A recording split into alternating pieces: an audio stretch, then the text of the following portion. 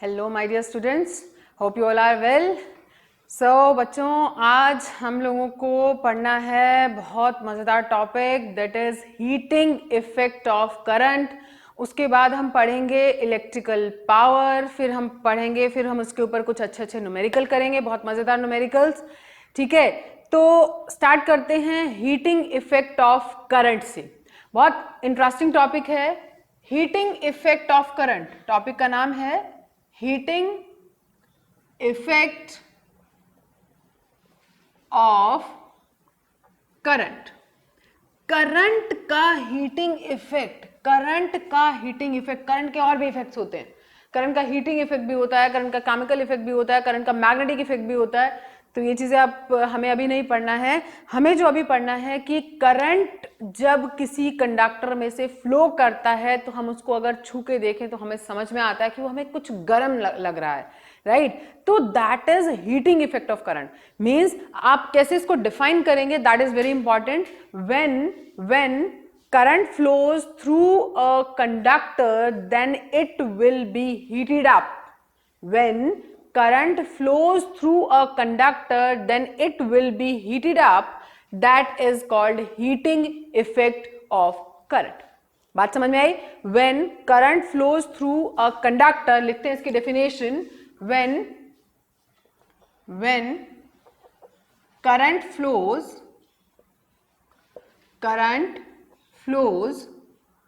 through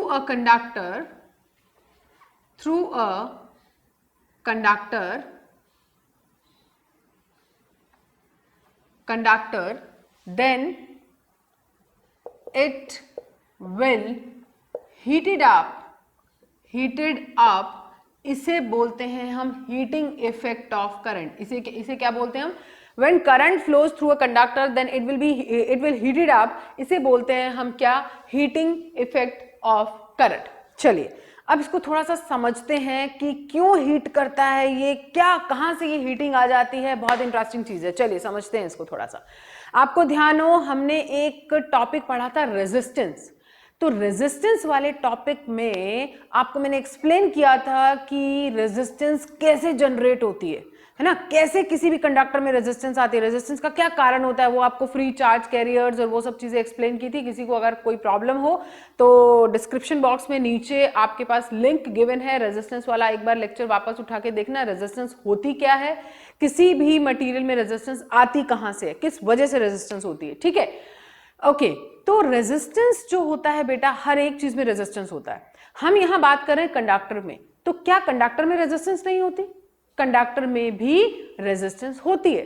तो अगर बेटा कंडक्टर में भी रेजिस्टेंस होती है तो उस रेजिस्टेंस, अगर देखिए करंट को फ्लो करना है कंडक्टर में से, ठीक है, करंट को फ्लो करना है कंडक्टर में से। अब उस कंडक्टर में है रेजिस्टेंस, तो करंट को फ्लो करने में दिक्कत होगी? बिल्कुल होगी। सिंपल सी बात है, हम रोड पर जा रहे हैं और बहुत सारे ब्रेकर आए, चलने में दिक्कत होगी ना। बिल्कुल उसी तरीके से करंट भी जब कंडक्टर में फ्लो करता है तो उसको भी चलने में दिक्कत आती है। तो अगर उसको चलने में दिक्कत आ रही है, भाई पीछे से धक्का देंगे अगर हम, तो इजीली चल जाएगा ना।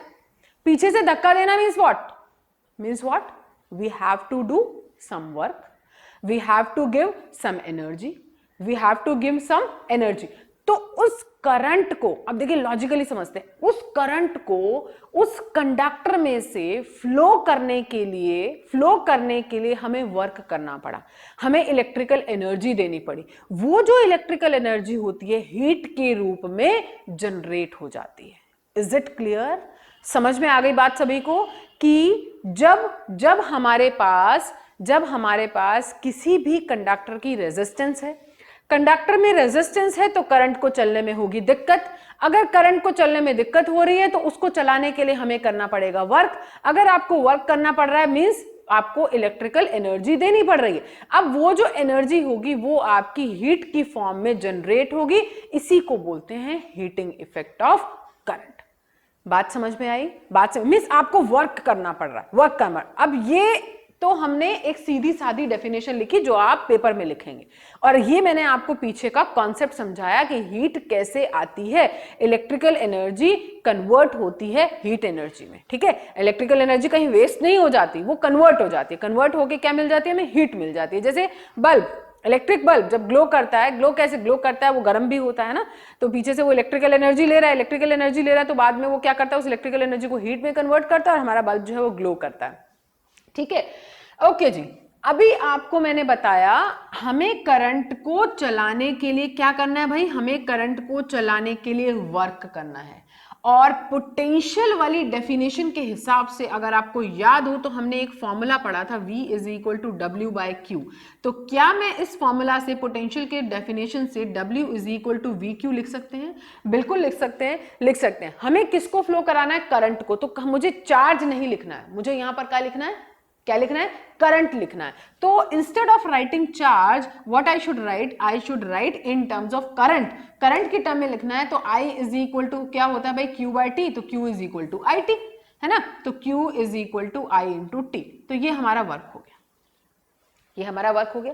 अच्छा, यही वर्क, यही इलेक्ट्रिकल एनर्जी हमें मिलती है फिर हीट की फॉर्म में। तो H is equal to V I T, मतलब या आप कहें कि वर्क हो रहा है कितने टाइम के लिए हो रहा है? टी टाइम के लिए हो रहा है।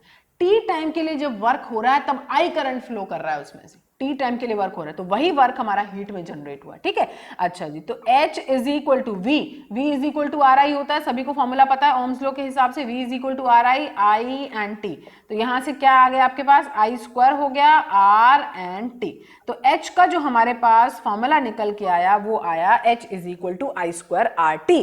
तो इस कॉन्सेप्ट को दिया था जूल्स ने दिया था। तो जूल एक साइंटिस्ट था, उसने ये कॉन्सेप्ट दिया था। तो इसीलिए इस टॉपिक का नाम हीटिंग इफेक्ट ऑफ करंट के साथ साथ जूल्स हीटिंग लॉ भी होता है, Joule's heating effect of current भी बोलते हैं। ठीक है, तो इसके हिसाब से जूल्स ने क्या बोला कि जो हमारा हीट है, हीट जो जनरेट हो रही है वो डायरेक्टली प्रोपोर्शनल है स्क्वायर ऑफ करंट के, डायरेक्टली प्रोपोर्शनल है रेजिस्टेंस ऑफ कंडक्टर के, एंड डायरेक्टली प्रोपोर्शनल है किसके? What is this? T. T is time, कितने टाइम के लिए करंट फ्लो हो रहा है।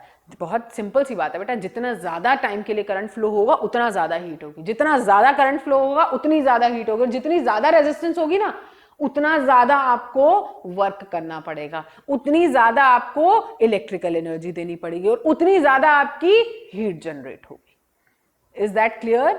Is that clear? कॉन्सेप्ट समझ में आया? ये हमारा हीट का फॉर्मूला आ गया। हीट क्या होती है भाई? What is heat? एक एनर्जी है, और एनर्जी की यूनिट क्या होती है? What is unit of energy? Energy की जो एसआई यूनिट होती है वो होती है जूल। कॉन्सेप्ट दिया था एनर्जी का जूल ने, तो जूल इसकी एसआई यूनिट होती है। जूल इसकी एसआई यूनिट, तो हीट की एसआई यूनिट भी क्या हो गई? जूल हो गई। लेकिन इसकी एक और यूनिट होती है सीजीएस यूनिट, जिसको हम बोलते हैं। तो इसकी जो सीजीएस यूनिट होती है बच्चों, वो होती है कैलोरी। और एक ध्यान रखें, जूल और कैलोरी में एक रिलेशन होता है, 1 कैलोरी जो होता है वो 4.2 जूल के इक्वल होता है। तो ये रिलेशन आप याद रखेंगे। अगर कई बार न्यूमेरिकल्स में कैलोरी में वैल्यू गिवन होती है हीट की, तो आपको अगर कन्वर्ट करना है in case if you want in joule, तो आप उसको कन्वर्ट कर सकते हैं। तो ये हमारा रिलेशन होता है 1 calorie is equal to 4.2 joule. तो ये मैंने आपको बताया हीट के बारे में, consumption of electrical energy and conversion of electrical energy. Concept clear हुआ? कॉन्सेप्ट क्लियर हुआ? चलिए, अब इसी के साथ साथ मैं आपको इसी का एक छोटा सा न्यूमेरिकल बताती हूं। ये न्यूमेरिकल, एक्चुअली न्यूमेरिकल के इसके हमारे पास 3 पार्ट हैं, तो इस न्यूमेरिकल का एक पार्ट मैं आपको अभी करा रही हूं हीट वाले टॉपिक के साथ। देखिए, हीट वाले टॉपिक के साथ हीट का ही न्यूमेरिकल पढ़ते हैं। एक हमारे पास हीटर है, हीटर, व्हाट वी हैव, एक क्या है हमारे पास भाई? हीटर। उस हीटर का जो रेजिस्टेंस हमारे पास है वो हमारा 10 ओम है। हीटर का रेजिस्टेंस कितना है? 10 ओम है।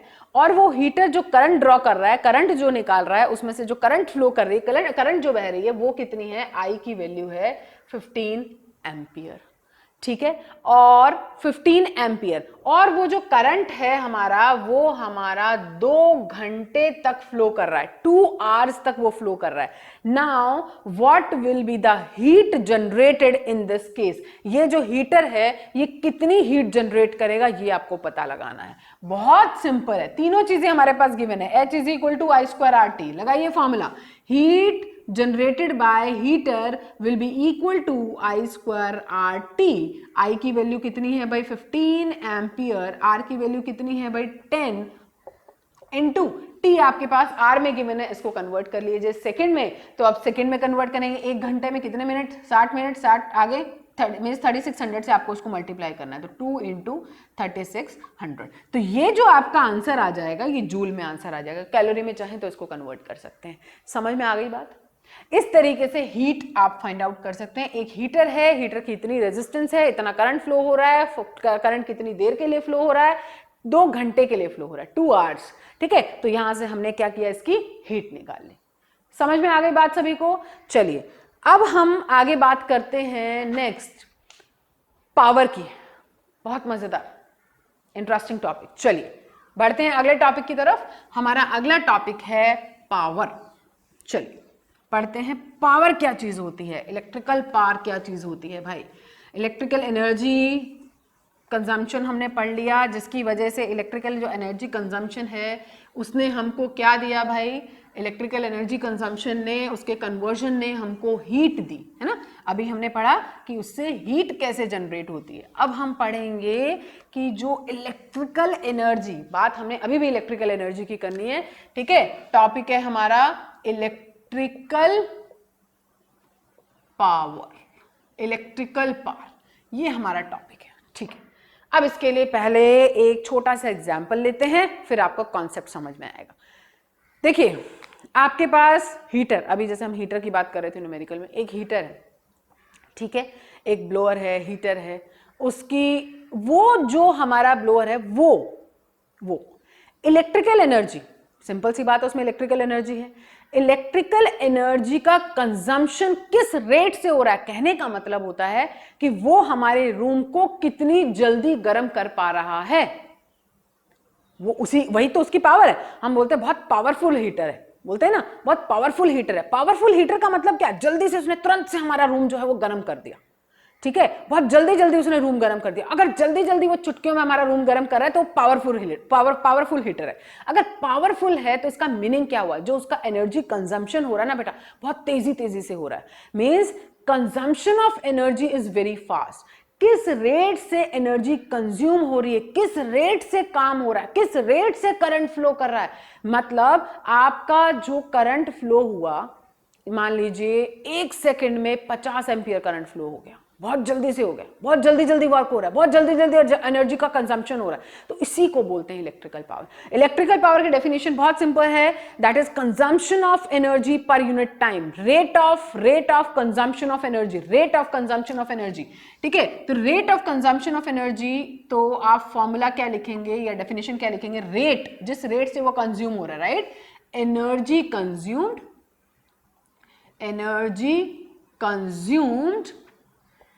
पर यूनिट टाइम, या फिर वर्क डन, कितना वर्क हुआ है ना, उसी वर्क के कॉरेस्पॉन्डिंग एनर्जी होती है, तो work done per unit time. तो हमारा पावर का फॉर्मूला क्या बन गया, work upon time, work upon time, energy upon time, ये हमारा पावर का फॉर्मूला बन गया, ठीक है बच्चों। तो वर्क या एनर्जी यूनिट हम इसकी लेते हैं जूल पर सेकेंड, जूल पर सेकंड क्या हो गई इसकी, एसआई यूनिट हो गई।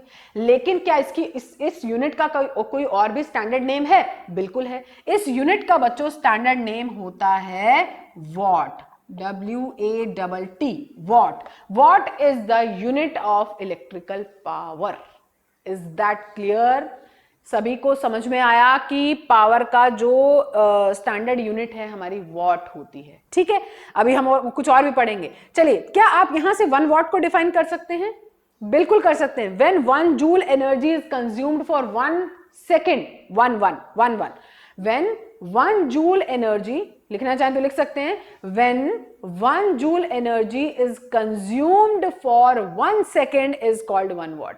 बल्ब के ऊपर देखा है बच्चों आप लोगों ने, हम बोलते हैं ना 60 वॉट का बल्ब है, 100 वॉट का बल्ब है, 100 वॉट का बल्ब है, 200 वॉट का बल्ब है, या अभी हम CFL या LED की बात करते हैं, 10 वॉट की LED, 23 वॉट की LED। What does it mean? What does it mean? इसका मतलब होता है, अगर मैंने बोला 100 वॉट का बल्ब है, 100 वॉट का बल्ब का कहने का मतलब है 100 जूल एनर्जी कंज्यूम्ड होगी 1 सेकेंड में। बात समझ रहे? जब 1 वॉट का मतलब है 1 जूल 1 सेकेंड है, तो मैं बोलूंगी 100 जूल एनर्जी कंज्यूम हो रही है 1 सेकेंड में, इसे बोलेंगे 100 वॉट। बात समझ में आई? ठीक है, तो ये हो गया हमारा पावर। पावर का यूनिट हो गया वॉट। वॉट की डेफिनेशन हमने देखी, 1 joule energy is consumed in 1 second, that is called what. ठीक है, अब यहां से मैं आपको कुछ पावर का और भी फॉर्मूला बता रही हूं। पावर बेटा फॉर्मूला हमने पढ़ लिया W/T। पोटेंशियल की टर्म में लिखें तो पावर होता है हमारा, सॉरी जो वर्क होता है हमारा, वर्क होता है W is equal to, sorry potential होता है हमारा V is equal to W/Q। तो W can be written as V into Q. अभी उसमें भी लिखा था हमने, हीटिंग इफेक्ट में भी, तो वही चीज यहां लिख सकते हैं VQ/T, VQ/T। और Q/T क्या होता है? Q/T पता है सभी को? Q/T that is I, current VI। तो पावर का एक और नया फॉर्मूला हमारे पास बन के आया VI। एक पावर का फॉर्मूला था W/T, एक पावर का फॉर्मूला आ गया VI। अच्छा जी, ओम्स लॉ के हिसाब से V is equal to RI, तो RI इंटू I। एक हमारा फॉर्मूला बन गया RI² या I²R, एक ये पावर का फॉर्मूला बन गया। ठीक है, तो पावर का फॉर्मूला एक ये बन गया, एक ये बन गया। IR के टर्म में देखो एक फॉर्मूला और देखेंगे। और I को क्या लिख सकते हैं? I को लिख सकते हैं V/R, Ohm's law. Ohm's law क्या होता है? V is equal to RI, तो I is equal to V/R। लिखिए चलिए, तो V/R, तो P is equal to R V/R का स्क्वायर। इसी को एक्सटेंड कर रही हूं, तो R V²/R², एक R से एक R कैंसिल हो गया, हमें मिल गया V²/R। मतलब हमारे पास पावर का एक फॉर्मूला और बन गया, that is P is equal to V²/R। तो ये हमारे पास तीन फॉर्मूला बन गए V और I के टर्म में, VIR के टर्म में। This is formula number 1, this is formula number 2 and this is formula number 3 and this is a general formula work upon time, हमारी डेफिनेशन के हिसाब से। ठीक है, तो यहां से ये हमारे पास तीन फॉर्मूला बने। इसके अलावा कोई भी फॉर्मूला होगा वो गलत होगा। कुछ कई बार क्या होता है, बच्चे गलती कर जाते हैं, RI² है मतलब I²R है, बच्चे क्या कर देते हैं R²I, रॉन्ग। ठीक है, तो ये मिस्टेक, छोटी छोटी मिस्टेक्स जो होती हैं बच्चों की, ये आपको थोड़ा सा ध्यान देकर चलना है कि ये मिस्टेक्स नहीं करनी है। ठीक है, क्लियर हो गया? सबसे पहले पावर क्या होती है, उसकी स्टैंडर्ड यूनिट क्या है, वॉट है, वॉट है। और यहां से देखिए तो हम पावर की स्टैंडर्ड यूनिट कुछ और भी बोल सकते हैं, V एंड I। V का मतलब हुआ वोल्ट और I का हुआ एम्पियर, तो वोल्ट एम्पियर भी हमारी पावर की यूनिट होती है, इसका भी स्टैंडर्ड नेम वॉट होता है। ठीक है, अब इसमें ये कह सकते हैं अगर एक वोल्ट पोटेंशियल डिफरेंस अगर 1 एम्पियर करंट को फ्लो होने का कारण बने तो हमारे पास पावर कितनी होगी, 1 वॉट हो जाएगी। ठीक है, तो आप डेफिनेशन कोई भी लिख सकते हैं, ये वाली लिखें वो वाली लिखें। अगर 1 वॉट की आपसे डेफिनेशन पूछी जाए, ये ज्यादा आसान रहती है, बहुत ईजी रहती है कि 1 जूल एनर्जी कंज्यूम हो रही है अगर 1 सेकंड में, तो हम उसको इलेक्ट्रिकल पावर बोल देते हैं। ठीक है, सॉरी वॉट बोल देते हैं, 1 वॉट। ओके, क्लियर हो गया भाई सभी को? ठीक है, so this was about power. Power के लिए हमने तीन फॉर्मूला देख लिए, तीन फॉर्मूला देखिए, स्टैंडर्ड यूनिट देखी, स्टैंडर्ड यूनिट होती है वॉट, और इसकी एक कमर्शियल यूनिट होती है बच्चा जो हम लोग अक्सर देखते हैं, and the commercial unit of electrical power is kilowatt, not what. ठीक है, तो कमर्शियली जो हम इसकी यूनिट यूज करते हैं, कमर्शियल यूनिट क्या है भाई, commercial unit of electrical power क्या होती है, किलोवाट, वॉट नहीं, kilowatt. And 1 kilowatt is equal to 1000 watt. ठीक है, 1 kilowatt is equal to 1000 watt. ये हमने पढ़ लिया बच्चों, पावर के बारे में पढ़ लिया। अब जो अभी मैंने वो हीटर वाला क्वेश्चन लिखा था उसमें मैंने हीट निकाली थी, अभी हम वही वापस आते हैं हीटर वाले क्वेश्चन पे, और अब हम निकालेंगे पावर। ठीक है, वापस आते हैं उसी क्वेश्चन पे, फिर आपको इलेक्ट्रिकल एनर्जी एक बार और थोड़ा सा कॉन्सेप्ट और बताएंगे। ठीक है, चलिए वापस आते हैं हम उसी क्वेश्चन के ऊपर जो मैंने अभी लिया था पहले, उसी क्वेश्चन पे वापस आ रहे हैं। ओके, सो क्वेश्चन वाज, एक हीटर है, क्वेश्चन क्या था, हीटर है, उसकी रेजिस्टेंस थी हमारी 10 ओम, उसमें जो करंट फ्लो हो रहा था वो था 15 एम्पियर, और जो कितने टाइम के लिए हो रहा था वो 2 आवर्स के लिए हो रहा था। ये हमारा क्वेश्चन था। अब आपसे अगर पूछा जाए what will be the electrical power in that case, अभी हमने पावर के फॉर्मूला पढ़े, P is equal to VI एक हमने पढ़ा P is equal to I square R, एक हमने पढ़ा P is equal to V square upon R. ये हमने 3 फॉर्मूला पढ़ी। अब देखिए तीनों में से कौन सा फॉर्मूला हमें चाहिए, तीनों में से कौन सा हमारे पास क्वेश्चन में R और I है। देखिए R और I फॉर्मूला हमारे पास है, ठीक है। तो P is equal to I square R, I भी गिवन है, R भी गिवन है, वैल्यू पुट करिए, आंसर निकालिए। Got it? ठीक है, क्लियर हुआ?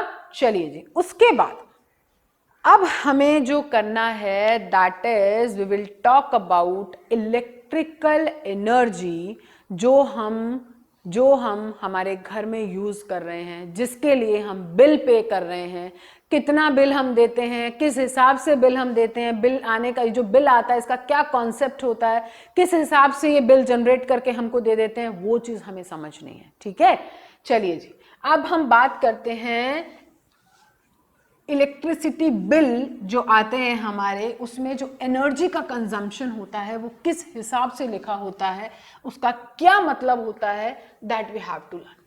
कंजम्पशन ऑफ इलेक्ट्रिकल एनर्जी, ठीक है, ये अब हम पढ़ते हैं। That is consumption of electrical energy. बहुत मजेदार और इंटरेस्टिंग चीज है, आपकी डेली लाइफ में आप इसे देख रहे हैं, आपको पता है, ठीक है। सो कंजम्पशन ऑफ इलेक्ट्रिकल एनर्जी क्या चीज है, कैसे ये कंज्यूम होता है, ये चीज हमें सीखनी है। ठीक है, मतलब एनर्जी का कंजम्पशन किस तरीके से हो रहा है ये आपको देखना है। जो हमारे घर में बिल आता है बेटा, हम बोलते हैं ना कि इतनी यूनिट कंज्यूम हुई, सपोज हमने 50 यूनिट कंज्यूम की। 50 यूनिट कंज्यूम होने का मतलब क्या है? 50 यूनिट कंज्यूम होने का मतलब होता है कि आपने 50 किलोवाट पावर कंज्यूम की, 50 किलोवाट आर। इसका मतलब होता है 50 किलोवाट पर आर आपने पावर कंज्यूम की है। इसका मतलब जो कंजम्पशन हो रहा है वो क्या है, सॉरी 50 यूनिट का मतलब हुआ 50 किलोवाट आर, और 1 यूनिट का मतलब हुआ किलोवाट आर। यूनिट का मतलब होता है किलोवाट आर। ठीक है, ये चीज समझिए। अभी जैसे बेटा मैं इसको पावर की टर्म में ही आपको एक्सप्लेन करती हूँ। देखिए, पावर होता है हमारा एनर्जी कितनी कंज्यूम हुई, एनर्जी कंज्यूम्ड हुई, या मैंने आपको लिख के बताया था वर्क पर यूनिट टाइम। तो मुझे अब निकालना है कंजम्पशन, तो एनर्जी कंज्यूम निकालना है। तो एनर्जी कितनी कंज्यूम हो रही है, एनर्जी कंज्यूम का मतलब है, पावर कंज्यूम नहीं लिखेंगे, सॉरी, energy consume is equal to किस पावर का वो इलेक्ट्रिकल अप्लायंसेस हमारे पास अवेलेबल हैं, मल्टीप्लाई बाय टी, कितने समय के लिए वो हमारे जो अप्लायंसेस है वो चल रहे हैं। ठीक है, तो एनर्जी को अगर मैं किलोवाट आर की बात करूं, किलोवाट आर, देखिए एनर्जी कंज्यूम, पावर का कमर्शियल यूनिट क्या होता है, किलोवाट, और कितने समय के लिए, मतलब हम इसकी जो स्टैंडर्ड यूनिट लेते हैं वो स्टैंडर्ड यूनिट नहीं, हमारे पास जो कमर्शियल वे में लेते हैं हम आर की टर्म में लेते हैं। तो किलोवाट आर, 1 किलोवाट में कितने वाट होते हैं, 1000 वाट इनटू, अगर इसको हम जनरल वाट सेकंड वाली टर्म में कन्वर्ट करें, जूल में कन्वर्ट अगर हम करना चाह रहे हैं, तो ये कितना हो गया 1000 वाट। ये क्या हो गया 1000 वाट इनटू 1 घंटा, 1 घंटा मतलब 3600 सेकेंड हुए। तो दैट इज इक्वल टू 361234 12345 इतना वॉट सेकेंड। और वॉट सेकेंड क्या होता है भाई, what into second, what into second that is energy consume, what into second that is equal two joule. अगर याद हो तो एनर्जी की यूनिट होती है जूल। तो 3, इसको मैं अगर कन्वर्ट करके लिखना चाहूं 36 into 10 to the power 5 joule, या इसको लिख सकते हैं 3.6 into 10 to the power 5 joule. तो मतलब 1 किलोवाट आर जो होता है वो इतने जूल के बराबर होता है। ठीक है, तो ये हमारे पास जो हमारा बिल आता है 1 यूनिट, 2 यूनिट या 10 यूनिट का कंजम्पशन हुआ, इसका मतलब होता है इतने किलोवाट आर हमारा जो कंज्यूम हो रहा है, बिजली जो हमारी चल रही है वो इतने किलोवाट आर चल रही है। ठीक है, मतलब हमारे पास जो पावर है किलोवाट में, और जो टाइम हमारा लिया हमने आर में लिया। मतलब कोई एक, जैसे आपको चलिए एक एग्जांपल देते हैं ताकि आपको किलोवाट आर का कॉन्सेप्ट समझ में आ जाए। मान लीजिए आपका एक गीजर है या हीटर है, वो 1 किलोवाट का है, 1 किलोवाट का है, 1 किलोवाट का है, और वो 2 घंटे के लिए चल रहा है। ठीक है, 2 घंटे के लिए चल रहा है, तो आप क्या कहेंगे इसके लिए कंजम्पशन कितना है? तो ये कंजम्पशन निकालने का तरीका होता है, ठीक है। 1 किलोवाट का 2 घंटे। चलिए इसके लिए आपको एक क्वेश्चन कराते हैं। चलिए सपोज एक रेडियो है आपके पास, क्वेश्चन में मैं आपके लिए ले रही हूं, एक रेडियो है और वो 60 वॉट का है, radio having 60 what is power, और वो 50 आवर्स टाइम है उसका। 60 वॉट का रेडियो है और 50 आवर्स के लिए वो चल रहा है, ठीक है। एनर्जी कंज्यूम कितना कर रहा है? वो एनर्जी कंज्यूम कर रहा है भाई, वो एनर्जी वो कंज्यूम कर रहा है पावर 60 वॉट इंटू 50 आवर्स, ठीक है। तो 60 वॉट, पहले इसको, क्योंकि हमारा स्टैंडर्ड है किलोवाट आवर, चलिए इसको बदलते हैं। तो 60 वॉट, किलोवाट में 1000 होते हैं, तो divide by 1000 into 50 hours, hours में ही रहेगा, तो 1 से ये कैंसिल हुआ, तो आपके पास आ गया जी ये हुआ 30 डिवाइडेड बाय 10, दैट इज आपके पास 3 kilowatt hour. 3 kilowatt electricity consumption आपके पास, एनर्जी कंजम्पशन आपके पास आ गया, ठीक है। अब इसको कितनी एनर्जी उसमें जूल के टर्म में अगर आप निकालना चाहो वो भी आप निकाल सकते हो, इजीली निकाल सकते हो। 3 किलोवाट आवर है भाई, 3 किलोवाट आवर है, तो आपके पास किलोवाट आवर, 1 किलोवाट आवर हमारा देखो कितने जूल के बराबर होता है, 3.6 इंटू 10 टू द पावर 5। तो लिख लेते हैं, हम लिखेंगे 3 into 3.6 into 10 to the power 3.6 लिखा, तो यहाँ 6 लिखेंगे, सॉरी 6, तो 10 टू द पावर 6 जूल। तो इतनी एनर्जी का कंजम्पशन हो गया जब हमारे पास 60 वॉट का एक रेडियो जो है 50 आवर्स के लिए चल रहा है, ठीक है। अब आपको पैसे कितने खर्च होने हैं, हमारे यूनिट के लिए कितना पैसा खर्च होना है, तो इसके ऊपर एक क्वेश्चन आपको कराते हैं जिससे आपको सारी चीजें क्लियर हो जाएंगी। कितनी पावर कंज्यूम हो रही है, कितनी इलेक्ट्रिसिटी कंज्यूम हो रही है, और फिर हमारा उसके ऊपर खर्चा कितना आने वाला है, ठीक है। चलिए एक क्वेश्चन लास्ट करते हैं।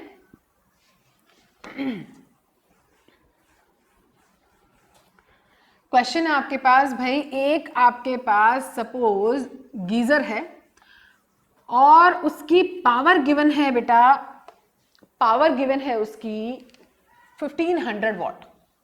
एक गीजर है और 1500 वॉट उसकी पावर है, ठीक है। एक गीजर हमारे पास है एंड 1500 वॉट उसकी पावर है, ठीक है। एंड उसको जो वोल्टेज मिल रही है बच्चा, वोल्टेज उसको जो हम प्रोवाइड करा रहे हैं वो 250 वोल्ट प्रोवाइड करा रहे हैं। आपसे पूछा जा रहा है कि अगर हम इतनी उसको वोल्टेज दे रहे हैं, इतना पावर उसका है, तो उसका करंट कितना होगा। सबसे पहला क्वेश्चन ये पूछा जा रहा है, पूरा क्वेश्चन देखिएगा ध्यान से। करंट कितना होगा, हमें पता है P is equal to VI होता है।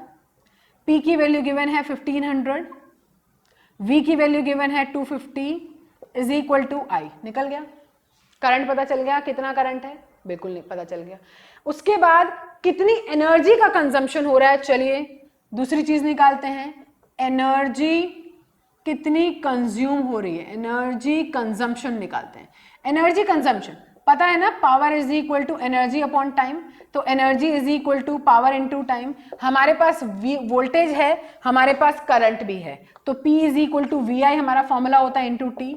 V गिवन है, I हमने यहां से निकाला, ठीक है। और हाँ, टाइम और इसका आपके पास होना चाहिए। सपोज हमारे पास गिवन है, ये हमारा हीटर हमने चलाया है, गीजर हमने चलाया सपोज 2 घंटे के लिए, 2 घंटे के लिए चलाया, तो टाइम की वैल्यू 2 घंटे रखिए, 2 आवर्स रखिए, गेट द आंसर।